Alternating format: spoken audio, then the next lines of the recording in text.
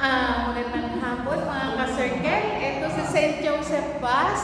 Ang ipagdiriwang natin ang kanyang 60 years anniversary dito sa Pilipinas. Kung saan siya dito ay itinalaga sa barangay ng Dakila, Malolos, Bulacan. O, ayan po siya. Ayan po ang kanyang mukha. O, diba? O, sa totoo lang po, ang saint na to, ang dami na po namin hiniling sa kanya at lahat naman po ibigay niya naibigay ng katuparan ng aming mga kahilingan. Tapos, ito po yung mga nagdadasal dito sa kanya. Yan sila po yan. Yan. Akala nyo lang po sila mga bata pa, mga matatanda na po yung mga yan. Yan po sila. Kung gusto nyo po na pumunta dito sa kay St. Joseph Bus para ma-feel nyo yung kanyang presence, punta lang po kayo dito sa St. Joseph Bus Chapel, Meditation and Healing Iglo. Labas po tayo para makita po natin yung ambience ng yung dasalan. Yan. Yan. Punta po tayo doon sa isang dasalan pa namin na ito yung pinagmamalaki po talaga namin to. Dahil maliit lang po siya pero yan. Yan po si Tess, ang key-keeper namin dito. Keeper? At ito naman po ang may-ari, si Susan. Hindi na po nakuha mag-stepin. Ayan po. Ayan, no? So, dito po, very solemn po siya. Ayan, so, pag gusto nyo po dito na personal kayo na makikipagniig sa Panginoon, dito lang po kayo pumunta.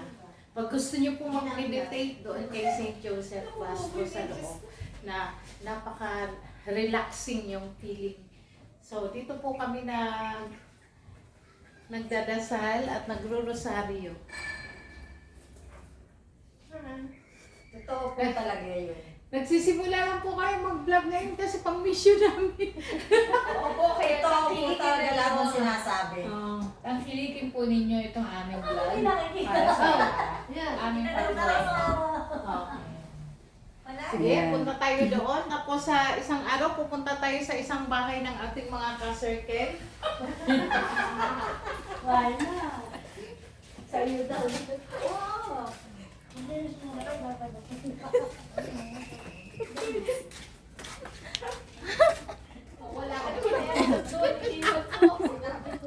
Ayan, pupunta na po tayo sa labas. Ito po ang tagapag-alaga. Keeper na daw. Ito po ang kikiper. Hi po, hi. Kikiper. Itaas mo, makita mo si Saint Michael, Archangel. Ito po yung bubong. Ayan po yung ihugis ng aming chapel. Iglo type po siya. Ayan. May Christmas light pa siya sa taas. Para po makapag-mission kami sa ibang lugar. Pag kumita po yan, libre na kami tulog saan. Yan, libre. Nakalaki ba? Ito na po yan. Ibuksan yun. Sorry, akala ko sa salamin ba? Ito po si Saint Michael. Saint Michael Archangel. Parang award nila ba? Ayan. Tangkilikin Yan po niyo ang po ang aming aming vlog na to para kami ay magkaroon ng pondo.